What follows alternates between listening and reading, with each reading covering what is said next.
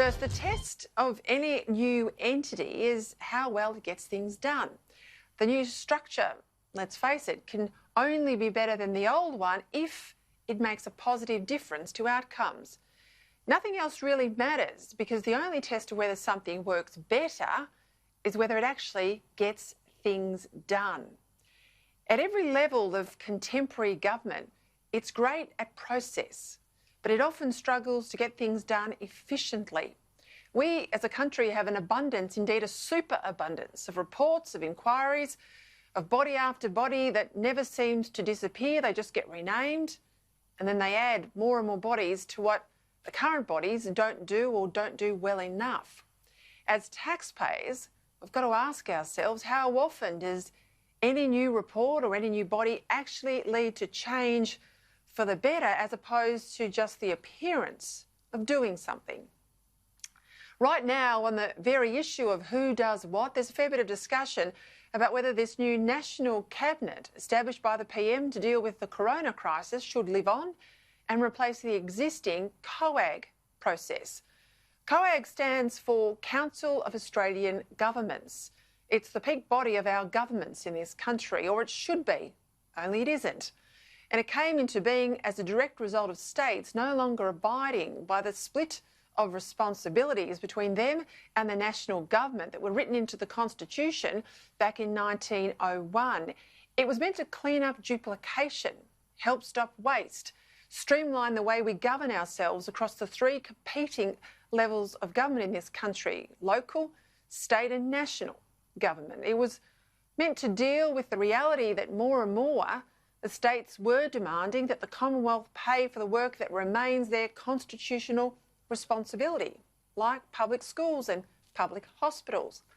In practice, however, it's become a body that's weighed down by an agenda that's meant to bury problems, not fix them, that amplifies conflict rather than resolves it, and actually fosters the blame game rather than bringing it to an end.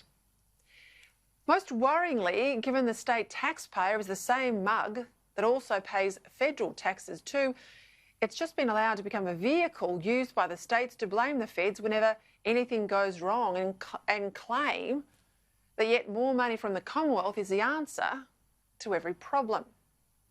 Now, in simple terms, COAG has allowed the states to act like the proverbial teenager, always demanding the keys for the car but refusing to put in petrol in it or pay for the rego.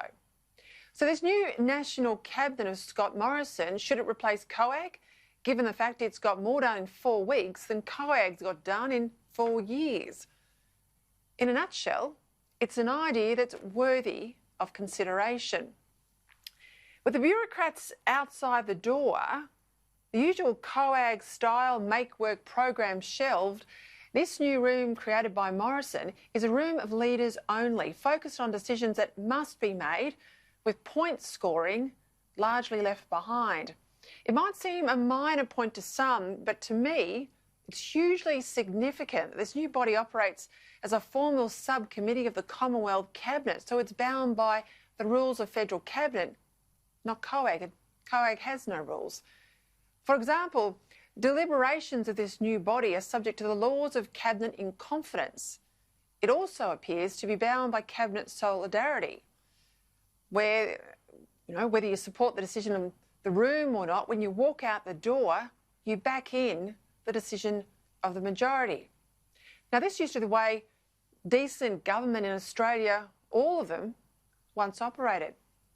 But the fact that we're all noticing it now so much tells you how long it's been absent from our public life.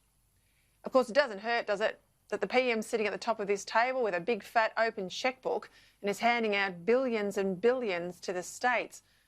Right now, that's the easy part. The real test will come when and if the PM starts to demand the states start taking actual responsibility for what they do rather than just whatever they can get from Canberra. Tests like, can they build more baseload power? Can they build more dams? Can they train more apprentices? Build affordable housing, ease the red tape for business and a whole lot more. So by all means, let's keep the National Cabinet if that's what will work. But the test isn't the name we give anybody, it's the work it actually gets done.